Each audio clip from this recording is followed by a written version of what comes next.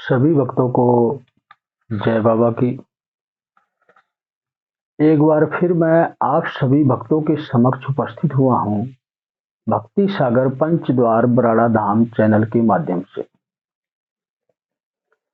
देखो, मेरी इच्छा नहीं थी बिल्कुल भी कि महाकुंभ के ऊपर और अन्य कोई वीडियो बनाने की आवश्यकता है।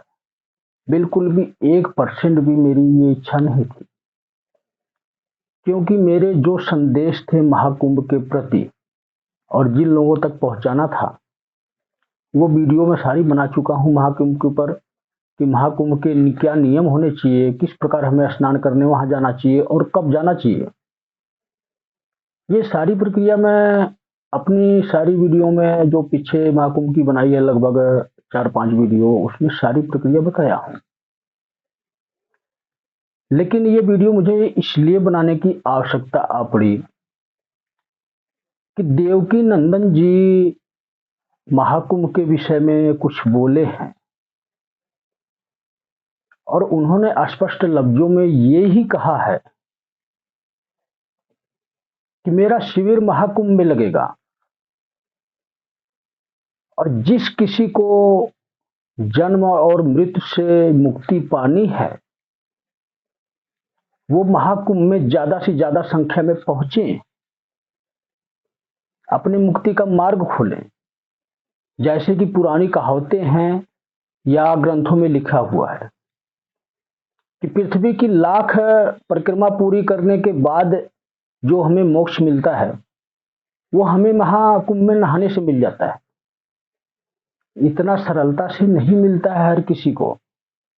जो जैसी भक्ति करता है, जिस भाव से महाकुंभ में जाता है, उसी प्रकार ही उसको मोक्ष की प्राप्ति होती है। जिसने लाखों पाप किए हों वो महाकुंभ में जाके नहा लेने से श्राप मुक्त नहीं हो जाएगा। हमेशा कर्म ही बड़ा होता है। जब हमारे अच्छे कर्म होंगे तो हमें मोक्ष की प्राप्ति अवश्य मिलेगी। चाहे हम महाकुंभ में ना भी जाएं तब भी हमें मोक्ष की प्राप्ति खुद होगी। ये सारी बातें समझाने का मेरा तात्पर्य क्या है? मानता हूं मैं कि आप एक हिंदू समाज से हो, एक हम सभी के लिए, मेरे लिए भी और अन्य प्राणियों के लिए भी एक आदरणीय कथावाचक हो, जो कि हमारे शास्त्रों को, धर्मों को श्रेष्ठता देते हुए, निर्देशों का पालन करते हुए उसको आगे बढ़ाने की कोशिश कर रहे हो। बहुत प्रसन्नता होती है बातें सुनकर। लेकिन वही व्यक्ति जब भीड़ एकत्रित करने के बारे में सोचता है और ऐसे महान तीर्थ स्थल पर, ये बहुत बड़ी विडंबना होगी कि वहां पर अनहोनी होने से कोई रोक भी नहीं सकता। 100% आपको धर्म का ज्ञान देना है, उपदेश देना है, संदेश पहुंचाना है लोगों तक, हिंदू को एकत्रित करना है, वक्फ बोर्ड को खत्म करना है या सनातन बोर्ड बनाना हो। मुझे इन सब से कोई वैर नहीं है, क्योंकि मैं भी एक हिंदू में ही हूं। इसी रीति रिवाज से ही चलता हूं, इन्हीं नियमों का पालन भी करता हूं। यह कहां तक उचित होगा कि एक तीर्थ स्थल को अपवित्र करें, नॉर्मल साधारण लोगों को वहां बुलाकर। मेरा सुझाव आपके लिए सिर्फ इतना ही है कि आपकी सांसारिक प्रक्रिया की जो भी कार्यशैली है, चाहे वो अधूरी हो या पूर्ण करना चाहते हैं आप, अपने दरबार में अन्य धार्मिक स्थलों पर कहीं भी आप ये सत्संग उपदेश दे सकते हो, कथा कर सकते हो, चाहे वो किसी भी देवी देवता से संबंधित कथा क्यों ना हो।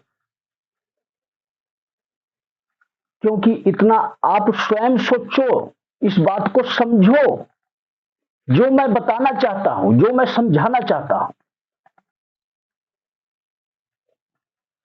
जिस प्रकार मक्का मदीना का महत्व है इस्लाम में,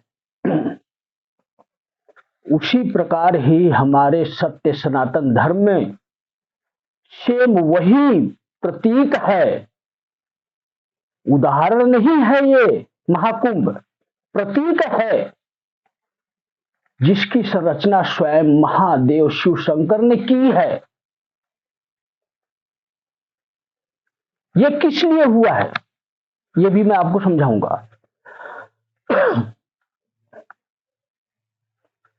संरचना महादेव ने महाकुंभ की क्यों की? क्योंकि उन्हीं के जो श्रेष्ठ भक्त होंगे, चाहे वो किसी भी श्रेणी से हो, चाहे राक्षस की श्रेणी से हो, चाहे इंसान की श्रेणी से हो, चाहे वो ऋषि मुनि हो, चाहे वो अघोरी हो, स्वयं शिव ने महाकुंभ की संरचना की है। सिर्फ यही एक सत्य है। इन्हीं विद्वानों की गड़बड़ी से ही मक्का मदीना का निर्माण हुआ है। जो हमारे ऋषि मुनि तपस्वी हैं, उन्हीं के छल कपट से ही मक्का मदीना का निर्माण हुआ है। मक्का मदीना में कभी भी वो शक्ति नहीं आ सकती जो महाकुंभ में स्वयं शिव की कृपा बरसती है। इस्लाम धर्म के लोग हमेशा सिर्फ और सिर्फ इसी कोशिश में जुटे रहते हैं। मैं इसीलिए बार बार ही यही बात कहता हूं कि हमारा हिंदू धर्म, सत्य सनातन धर्म सबसे सर्वश्रेष्ठ धर्म है। इस पृथ्वी पर सबसे पहले हिंदू सत्य सनातन धर्म की स्थापना हुई है। इसी धर्म में से अन्य सारे हिंदू, मुस्लिम, सिख, ईसाई, अन्य जितने भी बौद्ध धर्म हैं, सब इसी से शुरू हुए हैं। इसलिए मैं बार बार यही बात कहता हूं कि महाकुंभ ही सबसे श्रेष्ठ पर्व है। और इस पर्व में उस शिव की इच्छा के बगैर जो जाएगा वो हमेशा ही सजा का पात्र बनेगा। वो कैसे बनेगा? जाति पाति से कोई बैर नहीं है शिव को। एक मुस्लिम भी जा सकता है, एक सिख भी जा सकता है, एक ईसाई भी जा सकता है, एक बौद्ध धर्म का अनुयायी भी जा सकता है। सबको पूर्ण अधिकार है महाकुंभ में स्नान करने का। लेकिन नियम कहां पर लागू होता है? सिर्फ 2 सख्त नियम हैं शिव के। इस 2 सख्त नियमों का जो पालन नहीं करता है और इसके बावजूद भी वो जाता है महाकुंभ में, वो व्यक्ति सजा का अवश्य ही पात्र होता है। अपने आप को चाहे धर्माचार्य कहे, चाहे पीठाधीश्वर कहे, चाहे नागा साधु ही क्यों ना कहे, अगर इन नियमों का पालन वो नहीं करता है, अगर वो सच्चा व्यक्ति नहीं है, सच्चा व्यक्ति का मतलब पृथ्वी पर रहने वाला, भक्ति करने वाला, तो कभी भी जाने का अधिकारी नहीं होता है महाकुंभ। अब वो कौन से 2 नियम हैं ये मैं आपको बता देता हूं। पहला और दूसरा शाही स्नान। इस 2 स्नान में कभी भी साधारण पुरुष को नहीं जाना चाहिए। ये 2 स्नान सबसे श्रेष्ठ और महत्वपूर्ण स्नान है। इसी 2 स्नान के बदौलत ही हमारी दुनिया, हमारी सृष्टि अपने बैलेंस बराबर करके ही टिकी हुई है। वही तपस्वी, वही महापुरुष, वही नागा साधु संत जो श्रेष्ठ हैं, जिन्होंने दुनिया की मोह माया त्याग दी, सिर्फ उन्हीं के लिए ये 2 स्नान बना है। और देवकी नंदन जी का क्या कहना है कि चलो सभी महाकुंभ चलो। धर्म का प्रचार करते करते ऐसे धार्मिक स्थल पर जा रहे हैं जिनके कारण स्वयं भी कलंकित हो सकते हैं। कि एक हिंदू ही सभी हिंदुओं को मौत के मुंह में धक्का दे दिया। ऐसे कर्म ना करो, संभल जाओ अभी से। आपकी जो लड़ाई है सांसारिक, वो संसार में जियो, संसार में लड़ो। महाकुंभ हमारा बहुत ही पवित्र स्थान है, जिसकी संरचना स्वयं महादेव ने की है। इसीलिए मैंने लास्ट की वीडियो में सरकार को अपील की है कि वहां के नियमों का पालन हो। महाकुंभ के जो नियम हैं, उसी नियमों का पालन करते हुए, चाहे किसी भी धर्म का व्यक्ति हो, उसको प्रवेश दिया जाए। आपको अंदर सुरक्षा करने की दायित्व नहीं है, आपको बाहर की सुरक्षा रखनी है। अंदर तो महादेव शिव स्वयं सुरक्षा करेंगे। आपको अपना जो भी सुरक्षा कवच बनाना है, तो अंदर एंट्री ही गलत व्यक्ति की ना हो, ऐसा कोई व्यक्ति प्रवेश ना करने पाए जिसका अधिकार नहीं है। जो हमारे दो महत्वपूर्ण स्नान हैं हिंदू सत्य सनातन धर्म के, साधु संतों के लिए, महात्माओं के लिए, अखाड़ा के सदस्यों के लिए, पहला और दूसरा स्नान, इसके बाद ही तीसरा स्नान लगता है। उस तीसरे स्नान में ही सांसारिक प्रक्रिया के लोगों को वहां जाना चाहिए। इन नियमों का अगर पालन नहीं होगा, देवकी नंदन जी के जैसे महापुरुष भी भ्रमित होंगे, वहां जाकर अलख जगाएंगे। तो जब शिव का अलख जगेगा तो सृष्टि डगमगा जाएगी। मैं क्या समझाना चाहता हूं, आप लोग समझ गए होंगे। महाकुंभ में जाने का सबको पूर्ण अधिकार है, लेकिन समय से पहले नहीं। समय से पहले हमेशा शिव चलते हैं। उनके रास्ते में आओगे तो ठोकर खाओगे। तो मैं यही कहना चाहता हूं कि कभी भी आप लोग ना डगमगाओ। हमारे ऋषि मुनियों ने, तपस्वियों ने जो नियम बनाए हैं महाकुंभ के, 5 शाही स्नान के, उसका अवसर जो मिल रहा है आप लोगों को, उसको सही तरीके से यूज करो, उसका फल प्राप्त करो। महाकुंभ का देवकी नंदन जी के जैसे लोग आप लोगों को भ्रमित कर रखे हैं कि महाकुंभ शुरू हो गया है, चलो महाकुंभ चलो, गंगा नहा के आओ, शिव की कृपा पा के आओ। शिव की कृपा कभी भी फ्री में नहीं मिलती है। जब तक हम उस लायक नहीं होते हैं, हमें उसकी कृपा नहीं मिल सकती। और लायक हम कैसे होते हैं? जब हम अपने अंदर से अलख जगाते हैं, उस शिव को याद करते हैं, उसकी भक्ति करते हैं, चाहे उसके किसी भी स्वरूपों की भक्ति करते हो, चाहे अन्य किसी देवी देवता की भक्ति करते हो। जैसी हमारी श्रेष्ठता होती है, उसी प्रकार से हमें शिव मिलते हैं, उसी प्रकार से हमें देवी देवता मिलते हैं। कभी भी ये याद रखना, जितने भी पीठाधीश्वर धर्म की गद्दी पे बैठने वाले लोग हैं,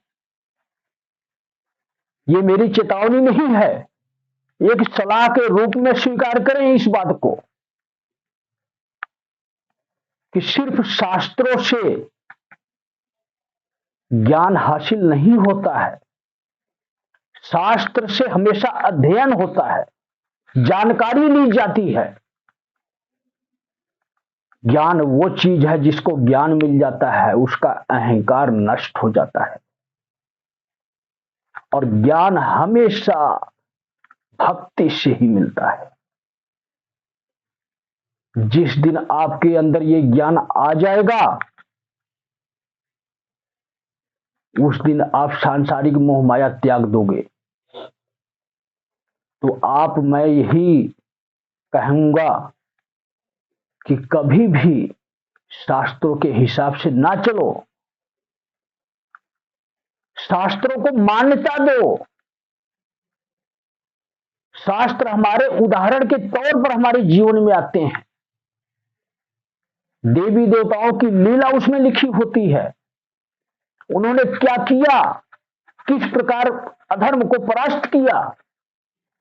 इससे शास्त्रों से हमें सिर्फ प्रेरणा मिलती है कि हम भी इसी मार्ग पर चलें। जब तक हम अपना ज्ञान अर्जित नहीं करते हैं, जब तक हम अपनी स्वयं की भक्ति नहीं करते हैं, तब तक हमारी दृष्टि नहीं खुलती है, तब तक हम सच और झूठ को पहचान नहीं सकते हैं। सच क्या है, इस आध्यात्मिक दुनिया में घुसो, जानने की कोशिश करो, परमात्मा कौन है, उसके नियम क्या हैं। फिर इसके बाद जब आप धर्म की गद्दी पे बैठेंगे तो कभी भी पलड़ा भारी नहीं हो सकता, हमेशा बैलेंस बराबर रहेगा। ये मैं कहानी या मुहावरे नहीं सुना रहा हूं, उपदेश उन लोगों के लिए है जिनकी स्वयं की भक्ति से अपनी शक्ति नहीं जागृत हुई है, और कहीं कथा कहते फिर रहे हैं तो कहीं प्रवचन सुनाते फिर रहे हैं। इसी के साथ साथ परमात्मा का नाम लेने के साथ साथ अपनी शक्तियों को भी जागृत करो। सिर्फ नाम की भक्ति से भी जागृत होती है, लेकिन स्वयं का कुछ टाइम टेबल बनाना होता है। सामाजिक दुनिया में तो अनेकों प्रकार के सुख सुविधाएं मिलती हैं, मानता हूं मैं इस बात को। आज मुझे इसीलिए उपस्थित होना पड़ा है कि महाकुंभ में क्या होने वाला था और अचानक ही सारी प्रक्रिया बदल गई। देवकी नंदन जी के जैसे लोग बिल्कुल अचानक ही मोड़ दे दिए। जो चीज, जो बातें मुझे वहां पे दिख रही थी, जो सुनाई दे रही थी, एक अद्भुत थी अपने आप में। लेकिन मुझे जो इससे पहले दिखा था, कुछ अनहोनी ही दिखी थी। वही परिस्थिति पैदा हो चुकी है, अनहोनी होने की परिस्थिति पैदा हो चुकी है। जब अधर्मी लोग, पापी लोग, जो परमात्मा के नजदीक नहीं है, उस शिव के नजदीक नहीं है, ऐसे लोग ऐसी तपोस्थली पर पैर रखेंगे तो वहां की शक्तियां कार्य करना बंद कर देंगी। और वहां की शक्तियां है कौन? ये जितने साधु महात्मा, मठ के योगी, सिद्ध योगी पुरुष पहले और दूसरे स्नान में प्रवेश करते हैं महाकुंभ में, वही शक्तियां हैं, उन्हीं की वजह से सृष्टि चल रही है।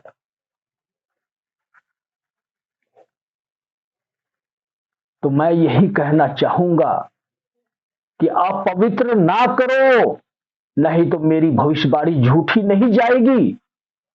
महाकुंभ में अनहोनी होके रहेगी, ना कोई शासन रोक सकता है, ना ही कोई प्रशासन रोक सकता है। रही मक्का मदीना की बात,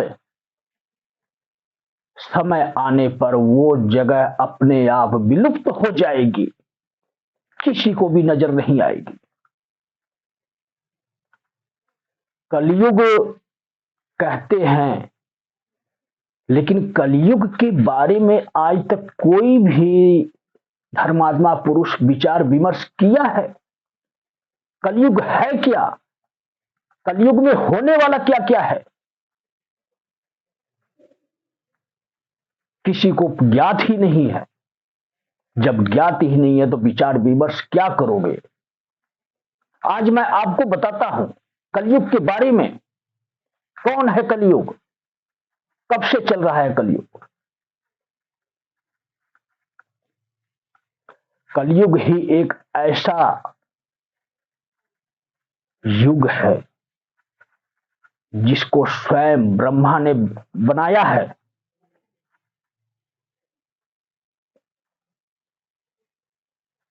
और इस युग में धर्म की हार होनी तय है।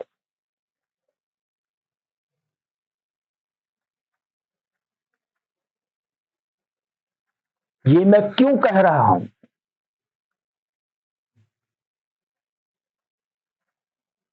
ये मैं सिर्फ इसलिए कह रहा हूं कि इस पृथ्वी का जो केंद्र है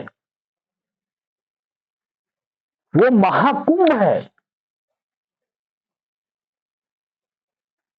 और उसी केंद्र पर ही शिव अवतरित होते हैं।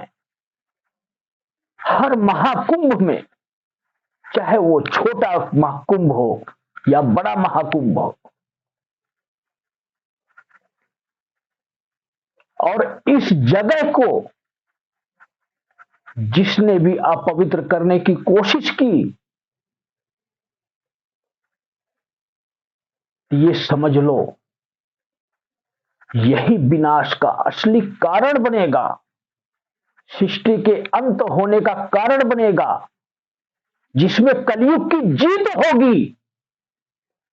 कलयुग श्रेष्ठ कहलाएगा इस सारे युगों में। और स्वयं शिव यह नहीं चाहते हैं कि कलयुग श्रेष्ठ हो। जिस दिन कलयुग श्रेष्ठ हो गया, सारे युगों का महत्व ही नष्ट हो जाएगा। जितने भी दैविक शक्तियों का अवतार हुआ, उनका कोई महत्व ही नहीं बचेगा। इसीलिए मैं हाथ जोड़ के निवेदन करता हूं, हर एक प्राणी से निवेदन करता हूं, भारत सरकार से निवेदन करता हूं, धर्म गुरुओं से निवेदन करता हूं, पीठाधीश्वर से निवेदन करता हूं कि महापाप ना कमाओ। पहले और दूसरे अष्टान में पद का महत्व नहीं होता है, सिर्फ और सिर्फ भक्ति का महत्व होता है। चाहे वो किसी भी प्रक्रिया से की जा रही हो, चाहे वो किसी भी प्रकार का साधक हो, उसकी भक्ति उसको श्रेष्ठ बनाती है। जो महाकुंभ के नियम हैं, सब विस्तार में बताया हूं मैं। उस प्रकार से अगर हम और आप नहीं चलेंगे तो हम ही कारण बनेंगे कलयुग को श्रेष्ठ बनाने में। तो मैं यही कहना चाहता हूं, इससे फालतू मैं कुछ नहीं बोलना चाहता।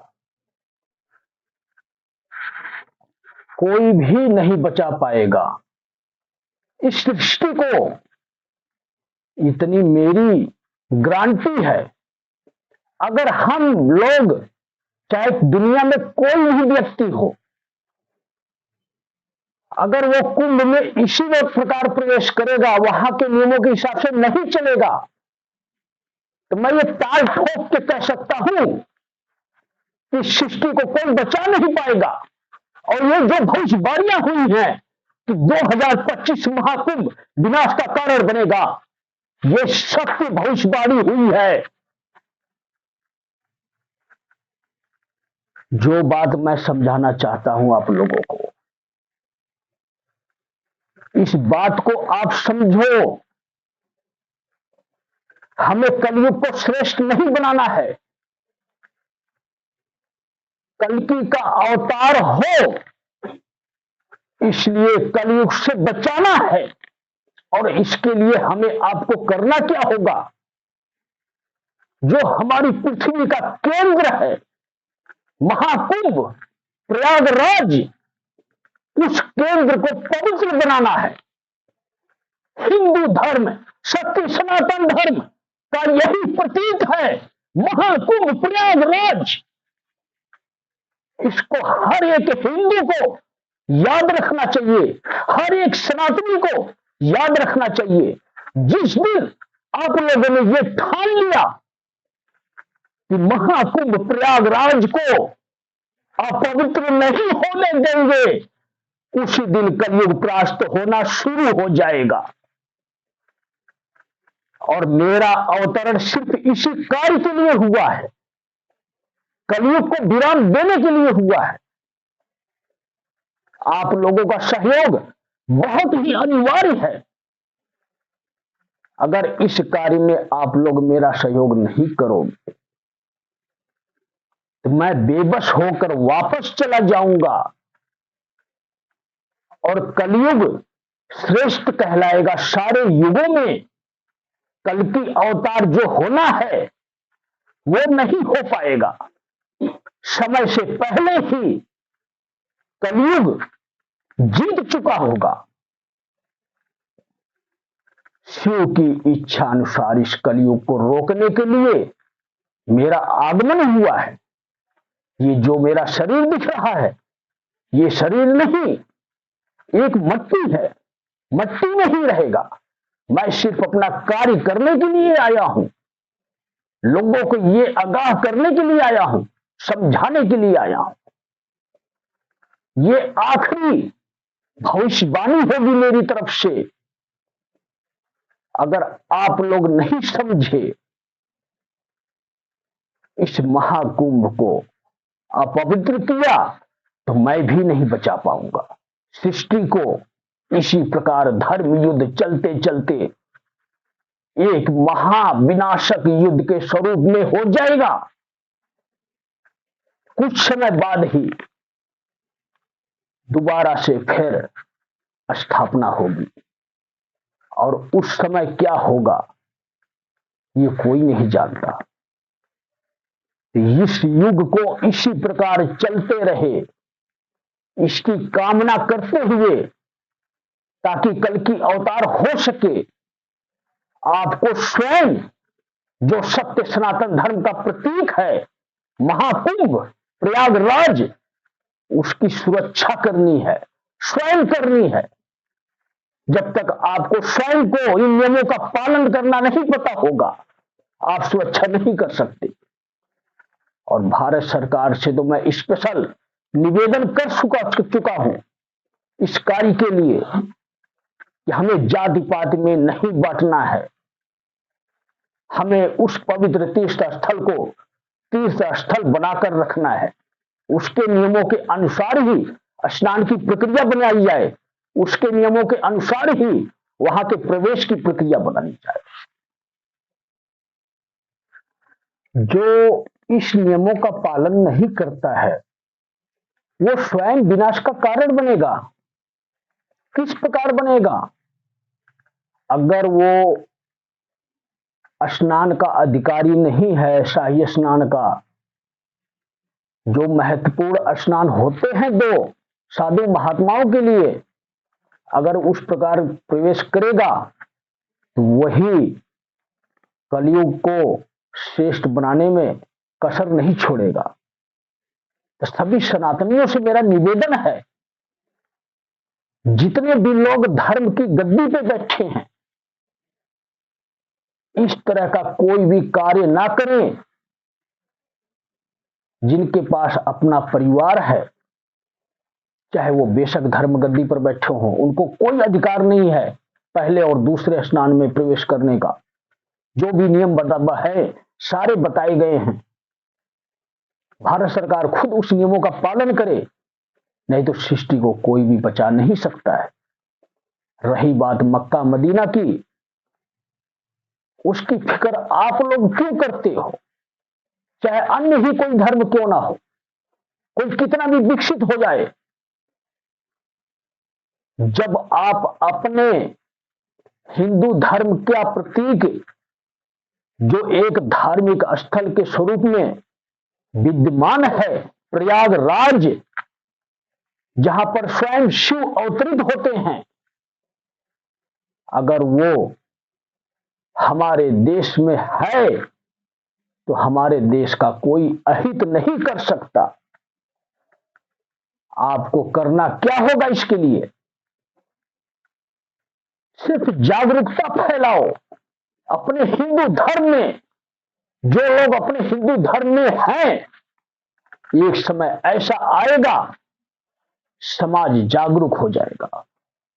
जिसके साथ शिव खड़ा है उसका कोई कुछ नहीं कर सकता।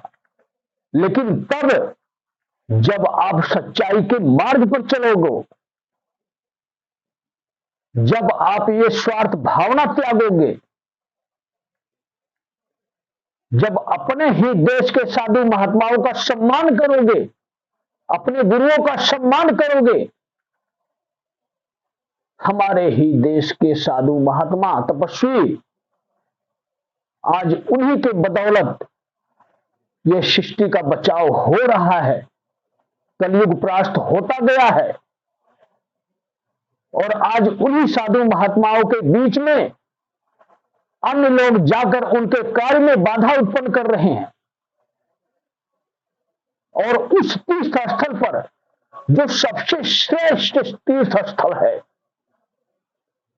ऐसा कार्य कोई भी करेगा वो कलयुग की ही मदद कर रहा है। कलयुग की शरण में जाना छोड़कर सत्य सनातन धर्म के अनुसार उस पथ पर चलो जहां पर शिव मिलते हैं, हम शिव का दीदार कर सके। यह इस्लाम भाषा में लिखा हुआ है। उनको भी पता है कि शिव ही श्रेष्ठ है, चाहे उनके ग्रंथों में कुछ भी अलग प्रक्रिया से समझाया गया हो कि हमारा इस्लाम धर्म श्रेष्ठ है। जो श्रेष्ठ है वो हमेशा श्रेष्ठ ही रहता है, उसको कोई छोटा नहीं कर सकता। तो आप सिर्फ ये याद रखो कि हम हिंदू हैं तो हमारा धर्म क्या कहता है, हम उस धर्मों के नियमों का पालन करते हुए ही अपना जीवन व्यतीत करें। मेरी किसी भी धर्म से कोई जाति दुश्मनी नहीं है। मेरा कहने का स्वार्थ अगर है तो सिर्फ इतना ही कि आज समय आ चुका है, चाहे हम किसी भी धर्म से हो, चाहे हमारा मुस्लिम धर्म हो, चाहे हमारा सिख धर्म हो, चाहे हमारा बौद्ध धर्म हो, चाहे हमारा ईसाई धर्म हो, हमें धर्मों के अनुसार ही चलना होगा, हम जिस धर्म में हैं। लेकिन हर धर्म के पदाधिकारियों को यह पता होना चाहिए कि हिंदू धर्म एक श्रेष्ठ धर्म है और हिंदू राष्ट्र एक श्रेष्ठ राष्ट्र है। और इस श्रेष्ठ राष्ट्र में जो महाकुंभ का आयोजन होता है, किसी भी धर्म का चाहे कोई भी व्यक्ति क्यों ना हो, गलत विचार से प्रवेश वर्जित है उस शिव की तरफ से। जिस दिन ऐसा व्यक्ति उस महाकुंभ में प्रवेश करेगा, इस सृष्टि का विनाश तय है। और यह संभावना दिख रही है इस महाकुंभ में, 2025 की महाकुंभ में। तो मेरा कार्य है सिर्फ सचेत करना। मैं नहीं कहता कि हिंदू मुस्लिम सिख ईसाई, मैं तो यह कहता हूं कि हिंदू मुस्लिम सिख ईसाई सभी है भाई भाई। अपना कर्म याद रखो, अपना फर्ज याद रखो, सिर्फ ये याद रखो कि मैं जिस धर्म में हूं उसी धर्म के अनुसार उस परम पिता परमेश्वर तक पहुंचने की कोशिश करूं। तो सभी भक्तों को जय बाबा की।